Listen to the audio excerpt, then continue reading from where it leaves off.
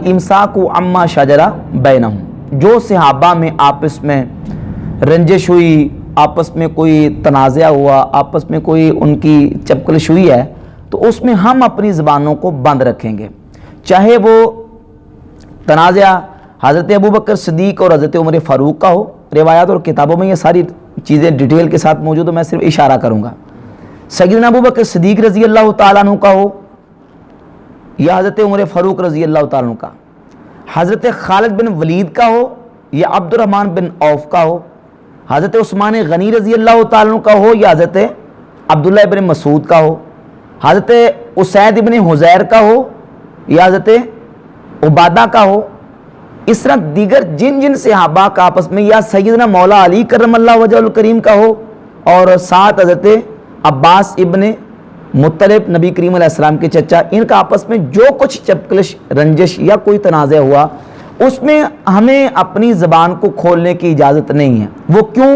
اس کی وجہ یہ ہے کہ رسول اللہ صلی اللہ علیہ وآلہ وسلم نے منع کر دیا۔ صحیح مسلم میں حدیث موجود ہے، حدیث کا نمبر ہے 6488۔ نبی کریم علیہ السلام نے فرمایا لا تسبوا احدا من اصحابی، میرے کسی صحابی کو برا مت کہو، احدم من اصحابی، کسی ایک کو بھی برا مت کہو۔ اور مسند ابی داؤد طیالسی حدیث کا نمبر 31 ہے، اور مسند حمیدی صفحہ 20 حدیث کا نمبر 32 ہے۔ رسول اللہ صلی اللہ علیہ وآلہ وسلم نے فرمایا اکرموا اصحابی فانہم خیارکم، میرے صحابہ کی عزت کرو، وہ تم سے بہتر ہیں، ان کی کیا کرو؟ عزت کرو۔ اور جامع ترمذی میں حدیث ہے، صحیح ابن حبان جامع ترمذی کی حدیث نمبر 3871 ہے، صحیح ابن حبان میں حدیث نمبر 7256، اور مسند احمد ابن حنبل حدیث کا نمبر ہے 20055۔ رسول اللہ صلی اللہ علیہ وآلہ وسلم نے ارشاد فرمایا اللہ اللہ فی اصحابی لا تتخذوہم غرضا بعدی، میرے صحابہ کے بارے میں اللہ سے ڈر کے رہو، میرے صحابہ کے بارے میں اللہ سے ڈر کے رہو، لا تتخذوہم غرضا بعدی، میرے صحابہ کو میرے بعد نشانہ مت بنا لینا، نشانہ مت بنانا، تنقید کا نشانہ نہ بنا لینا، ان پر تنقید نہ کرنا، میرے صحابہ کے بارے میں اللہ سے ڈر کے رہو۔ فمن احبہم فبحبی احبہم، جس نے میرے صحابہ سے محبت کی اس نے میری وجہ سے محبت کی۔ ومن ابغضہم فببغضی ابغضہم، جس نے میرے صحابہ سے بغض رکھا اس نے میری وجہ سے ان کے ساتھ بغض رکھا۔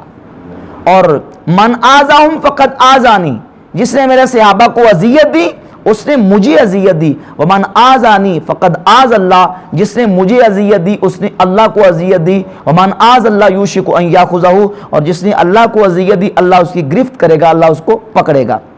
اسی طرح سرکار دو عالم علیہ السلام کی حدیث المعجم الکبیر طبرانی جلد نمبر 10 صفحہ 198 حدیث کا نمبر ہے 10448۔ حلیت الاولیاء میں اور الجامع الصغیر میں مجموع الزوائد میں حدیث ہے، فرمایا اذا ذکر اصحابی فامسکو، جب میرے صحابہ کا تذکرہ آ جائے اپنی زبانوں کو روک لو۔ اب ہم مکلف ہیں احادیث رسول کی وجہ سے کہ اپنی زبانوں کو روک لیں۔ اب ان احادیث کی روشنی میں اہل سنت نے یہ عقیدہ اپنا مضبوط کر لیا کہ الامساک عما شجر بینہم، جو آپس میں ان کا اختلاف ہوا، جو ان کی رنجش ہوئی، جو ان کی چپکلش ہوئی، اس میں کیا کریں؟ امساک، اپنی زبانوں کو روک لیں۔ کیوں؟ حضور فرماتے اذا ذکر صحابی فامسکو، جب میرے صحابہ کا ذکر آ جائے تو کیا کرو؟ اپنی زبانوں کو روک لو، ان پر تنقید کرنے سے، ان پر تان کرنے سے، ان پر اعتراض کرنے سے اپنی زبانوں کو روک لو۔ تو بحمدِ تعالی اہل سنت و جماعت کا شروع سے یہ عقیدہ، یہ موقف قائم رہے، آج تک قائم ہے کہ ہم صحابہ کے مشاجرات میں گفتگو نہیں کرتے۔ لیکن بدبختی جن لوگوں پر غالب آ جاتی ہے وہ پھر اپنی زبان کو کھولتے ہیں اور کبھی کسی صحابی پر تنقید کرتے ہیں، کبھی کسی صحابی پر اعتراض کرتے ہیں۔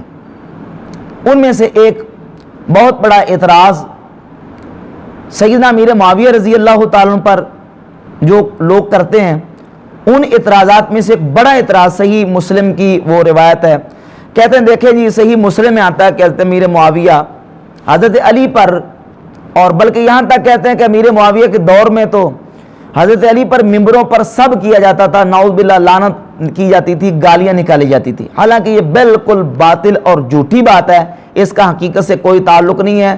کسی صحیح سند کے ساتھ کوئی ایک روایت بھی موجود نہیں ہے جس میں یہ بات موجود ہو۔ اس طرح کی تاریخی اور گڑنتو قسم کی جعلی روایات پیش کر کے، روافظ کی گڑی ہوئی روایات پیش کر کے حضرت امیر معاویہ رضی اللہ عنہ پر تان کیا جاتا ہے، اور اس سلسلے میں جو ایک بہت بڑا ہتھیار کے طور پر جس کو استعمال کرتے ہیں وہ صحیح مسلم کی ایک روایت ہے۔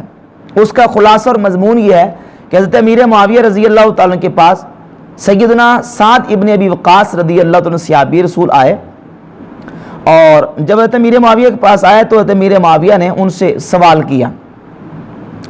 سوال یہ کیا کہ ما منع کا ان تسب ابا تراب، کہ اے سعد بن ابی وقاص، آپ کو کس چیز نے روکا ہے کہ آپ حضرت علی پر سب کریں؟ اب اس کا ترجمہ یہ وہ کرتے ہیں کہ حضرت معاویہ نے سعد بن ابی وقاص کو کہا کہ تم علی کو گالیاں نکالو، کیونکہ سب کا لفظ آ گیا ہے اور سب کا معنی ہوتا ہے گالی، لہذا اس کا مطلب یہ ہے کہ حضرت علی کے بارے میں سعد بن ابی وقاص سے مطالبہ کیا گیا کہ آپ حضرت علی کو گالیاں نکالیں، حالانکہ اس کا یہ مطلب ہرگز نہیں ہے۔ کہتے نہیں کہ سب آ گیا، سب کا لفظ سبا یا سبو کا معنی ہوتا ہے گالی۔ بھئی اگر یہی بات ہے کہ سبا یا سبو کا معنی گالی ہوتا ہے اور تم یہاں سبا کا معنی کرو گے گالی، تو چند روایات بخاری مسلم سے میں پیش کروں گا۔ اگر سبا یا سبو کا معنی گالی ہوتا ہے تو پھر ان روایات اور ان حدیث میں سبا کا معنی گالی کر کے دکھاؤ، اور جب گالی کرو گے تو پھر تمہیں پتہ چلے گا کہ اس کا یہاں مفہوم جو ہے وہ کتنا خطرناک نکلتا ہے۔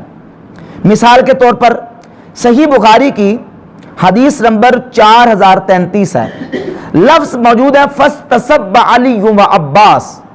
اب اگر سبا کا معنی کریں گالی تو نعوذ باللہ اس کا معنی یہ نکلتا ہے کہ نعوذ باللہ حضرت علی نے حضرت عباس کو اور حضرت عباس حضور کے چچا نے حضرت علی کو گالیاں نکالیں، حالانکہ اس کا معنی یہ ہرگز نہیں ہے۔ یہ کیسے ہو سکتا ہے کہ حضرت علی اپنے چچا کو گالیاں نکالیں اور ان کے چچا رسول اللہ صلی اللہ علیہ وسلم کے چچا حضرت علی کو اپنے بھتیجے کو گالیاں نکالیں؟ یہ بات درست نہیں ہے۔ ایسے ہی صحیح بخاری حدیث نمبر 6361 ہے، رسول اللہ صلی اللہ علیہ وآلہ وسلم نے ارشاد فرمایا، بلکہ دعا کی، اللہم فَأَيُّمَا مُؤْمِنٍ سَبَّبْتُهُ، یا اللہ جس مومن کو میں نے سب کیا ہے، فَجْعَلْ ذَلِكَ لَهُ قُرْبَةً إِلَيْكَ يَوْمَ الْقِيَامَةِ، اس سب کو اس مومن کے لیے قیامت کے دن بخشش کا قربت کا ذریعہ بنا دے۔ اب اگر معنی یہ کرو کہ سب کا معنی گالی، تو اس کا معنی نعوذ باللہ یہ نکلے گا، نعوذ باللہ کہ یا اللہ جن ایمان والوں کو میں نے گالیاں دی ہیں یہ گالیاں ان کی بخشش کا ذریعہ بنا دے۔ تو کوئی مومن یہ تصور کر سکتا ہے، یہ خیال بھی کر سکتا ہے کہ رسول اللہ صلی اللہ علیہ وآلہ وسلم کی ذات گرامی قدر، جن کو اللہ نے خلق عظیم کے منصب پر فائز فرمایا، وہ اپنے صحابہ کو یا اپنے ایمان والوں کو گالیاں دیتے ہوں؟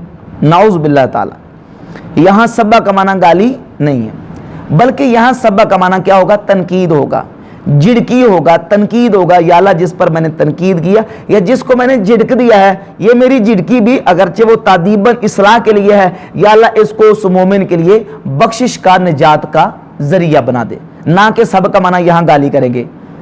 اسی طرح حدیث ہے صحیح بخاری کی، فَسَبَّ رسول اللہ صلی اللہ علیہ وسلم الواصلۃ والمستوصلہ، حدیث نمبر 5935، رسول اللہ صلی اللہ علیہ وسلم نے واصلہ اور مستوصلہ پر سب کیا ہے۔ اب سب کا معنی گالی، تو اس کا معنی یہ نعوذ باللہ نکلے گا کہ اللہ یعوذ باللہ تعالی حضور نے گالیاں دی ہیں، تو یہاں گالی معنی نہیں ہے، بلکہ سبا یا سبو جو ہے وہ تنقید کے معنی میں، جھڑکنے کے معنی میں، اعتراض کرنے کے معنی میں بھی استعمال ہوتا ہے۔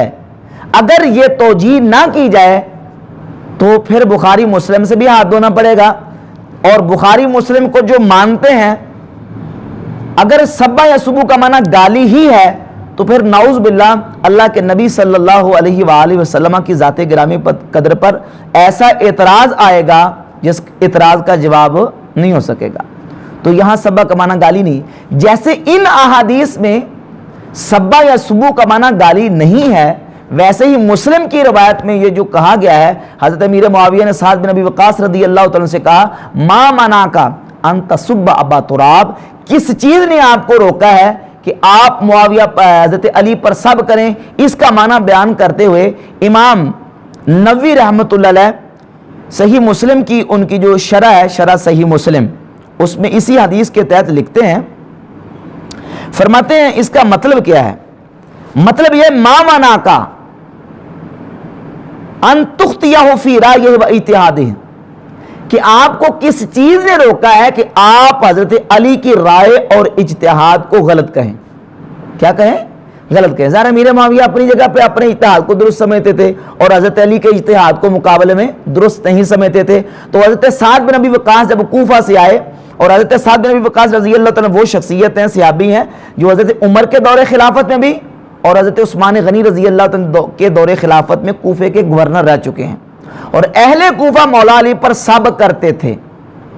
اور اس کی ایک دلیل یہ ہے کہ جب تحکیم کا واقعہ پیش آیا، حضرت علی نے حضرت امیر معاویہ کے ساتھ جو نا وہ حکم مقرر کر کے فیصلہ کیا، تو اس وقت حضرت علی کے لشکر سے، گروہ علی سے جو ہے نا وہ ایک گروپ جو خارجیوں کا نہروان کی طرف چلا گیا، اور انہوں نے حضرت علی رضی اللہ تعالیٰ عنہ کو سب کیا، حتیٰ کہ حضرت علی کی تکفیر تک کی، اور کہا لا حکم الا للہ، اللہ کے علاوہ کوئی حاکم نہیں، اور حضرت علی کو کہا اشرکت فی دین اللہ رجال، تو نے بندوں کو خدا کا شریک ٹھہرا کے شرک کیا ہے، ہم تیری اطاعت نہیں کریں گے۔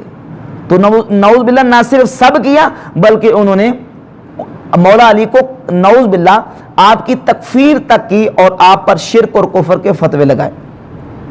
تو یہ اہل کوفہ ہی تھے اور مولا علی رضی اللہ عنہ کے لشکر سے ہی اٹھے تھے۔ مجمع الزوائد میں یہ روایت موجود ہے کہ اہل کوفہ حضرت مولا علی کرم اللہ تعالیٰ وجہ الکریم پر سب کرتے تھے۔ ابو بکر بن خالد بن عرفطہ سے یہ روایت ہے کہ ان کی سیدنا سعد ابن ابی وقاص رضی اللہ عنہ کے ساتھ ملاقات ہوئی۔ مجمع الزوائد جلد نمبر 9 صفحہ 175 ہے، اور روایت کا نمبر ہے 13739۔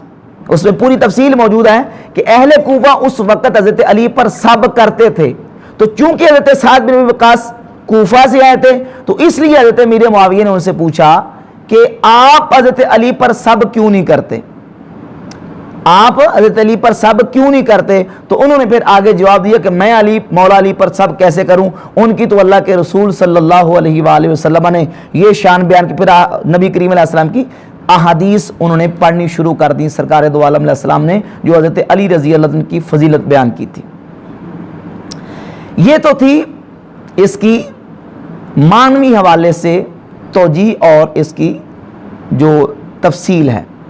اب آ جائیں سند کے اعتبار سے، فنی حیثیت سے اس روایت کی حیثیت کیا ہے۔ تو یہ ایک اصول یاد رکھیں، بخاری مسلم یہ دونوں کتابیں صحیح کتابیں ہیں، صحیح بخاری، صحیح مسلم۔ اور صحیح وہ کتاب ہوتی ہے جس میں محدث نے احادیث کو جمع کرتے وقت حدیث کی صحت کا التزام کیا ہوتا ہے کہ وہ اپنی کتاب میں احادیث صحیحہ کو لے کر آئیں گے۔ یہ بات اپنی جگہ پہ بالکل بجا ہے، درست ہے، لیکن محدثین کے بیان کردہ ضابطے کے مطابق امام بخاری رحمۃ اللہ علیہ نے جو احادیث صحیح بخاری میں مسندن ذکر کیے ہیں، یعنی سند کے ساتھ، پوری متصل سند کے ساتھ، وہ احادیث تو ٹھیک ہیں، درست ہیں، صحیح ہیں، لیکن جن روایات کو امام بخاری رحمۃ اللہ علیہ نے تعلیقاً یعنی معلق کر کے ذکر کیا سند کے بغیر، ان احادیث کا صحیح ہونا یہ ضروری نہیں ہے، بلکہ ان احادیث میں سے بہت ساری ایسی احادیث ہیں جو درجہ صحت کو نہیں پہنچتی بلکہ ضعیف ہیں۔ اس کا مطلب یہ نہیں کہ بخاری میں جو حدیث بھی آ گئی وہ حدیث صحیح ہے، یہ کوئی اصول نہیں ہے، بلکہ جو امام بخاری نے تعلیقاً احادیث کو ذکر کیا ہے سند کے بغیر، ان احادیث کا صحیح ہونا ضروری نہیں ہے۔ ایسے ہی صحیح مسلم کے بارے میں یہ اصول ہے، بلکہ امام نووی رحمۃ اللہ علیہ نے مقدمہ ابن صلاح اور امام ابن صلاح کے حوالے سے ذکر کیا ہے کہ ایک اعتراض ہے امام مسلم رحمۃ اللہ علیہ پر کہ امام مسلم نے کتاب صحیح لکھی ہے، صحیح مسلم۔ صحیح کا مطلب تو یہ ہوتا ہے کہ جس میں محدث احادیث صحیحہ درج کرتے ہیں، لیکن اس کے باوجود امام مسلم رحمۃ اللہ نے صحیح مسلم میں بہت ساری ضعیف احادیث کو بھی درج کر دیا. تو یہ کیوں کیا؟ اس کا جواب امام نووی رحمۃ اللہ نے شرح صحیح مسلم کے مقدمے میں دیا ہے کہ بھئی بات یہ ہے کہ امام مسلم نے احادیث صحیحہ کو ہی ذکر کیا ہے.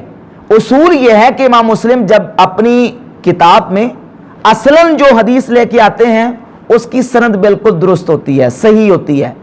کچھ احادیث وہ جو اصلاً لے کے آتے ہیں اصولاً، اور کچھ احادیث وہ ہیں جو متابعات و شواہد میں لے کے آتے ہیں. یعنی پہلے ایک چیپٹر کے تحت ایک حدیث لے آتے ہیں، پھر اس کے بعد دوسری، تیسری، چوتھی، پانچویں، اس طرح مختلف اس کی سندیں ذکر کرتے ہیں.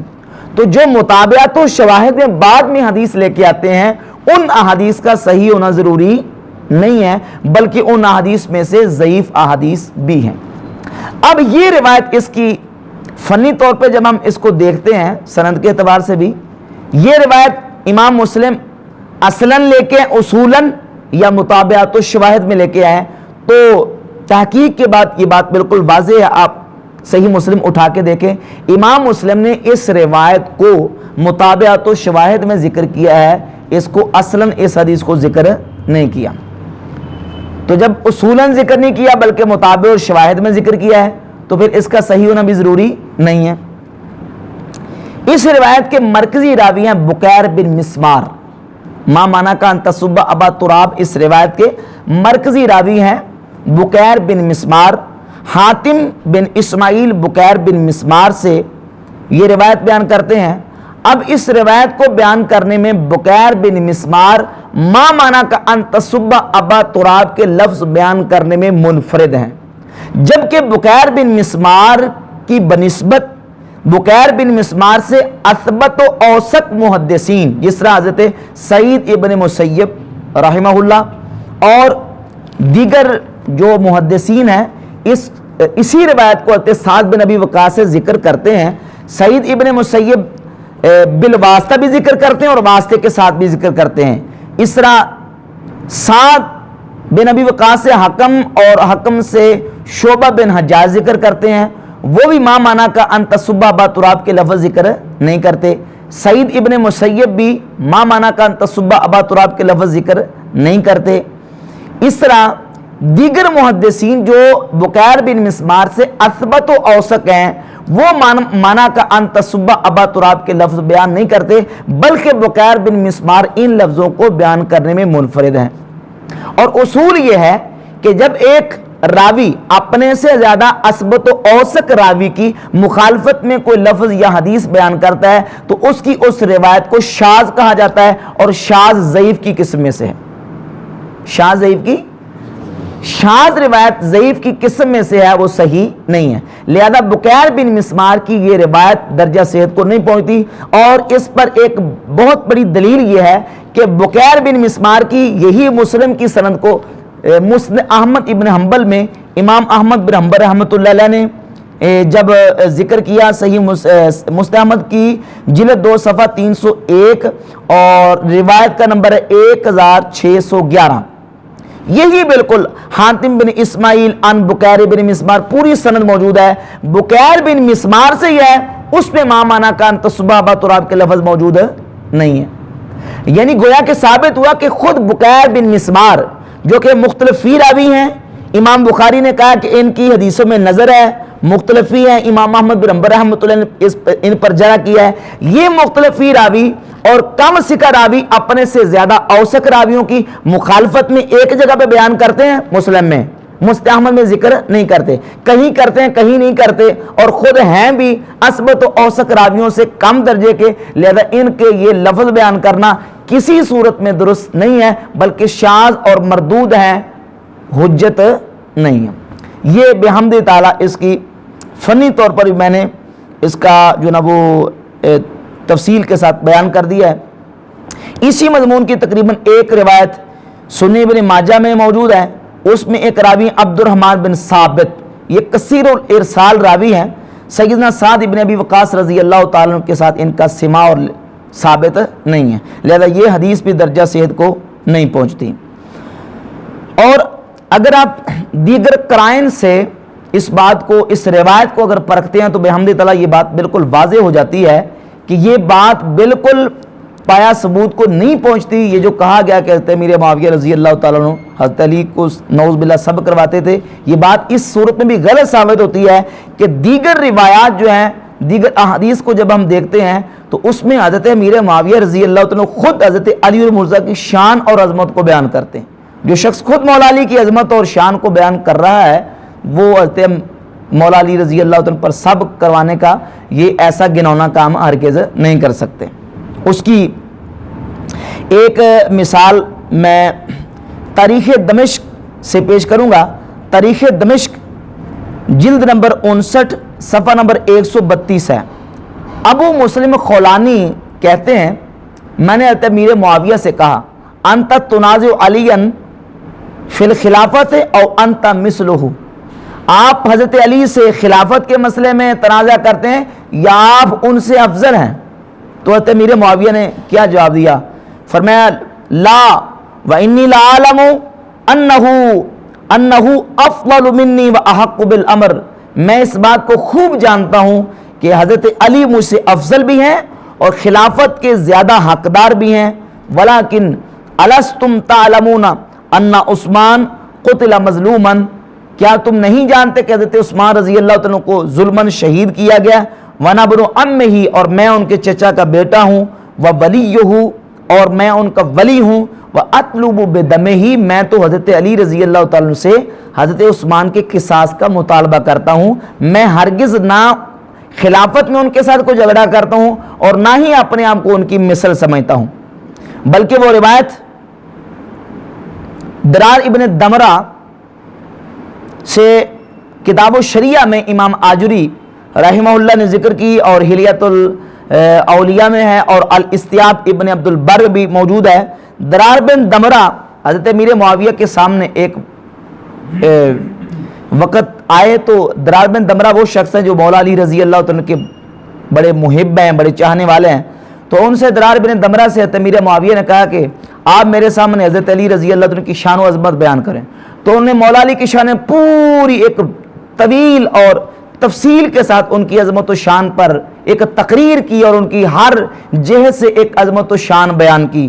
تو حضرت امیر معاویہ نے مولا علی کی عظمت و شان سن کے جو لفظ کہے، فرمایا رحم اللہ ابا الحسن کان واللہ کذالک، رحم اللہ ابا الحسن کان واللہ کذالک، اے درار بن دمرہ جو عظمت و شان تو نے علی کی بیان کی ہے، اللہ کی قسم اللہ علی پر رحمت فرمائے، اللہ ابو الحسن پر رحمت فرمائے، کانا واللہ کذالک، بالکل وہ ایسے ہی تھے جس طرح کہ آپ نے حضرت علی کی عظمت بیان کی، اور حضرت امیر معاویہ کی آنکھوں سے آنسو جاری تھے مولا علی کی عظمت کے قصیدے سن کر اور ان کی شان و عظمت کو سماعت فرما کے۔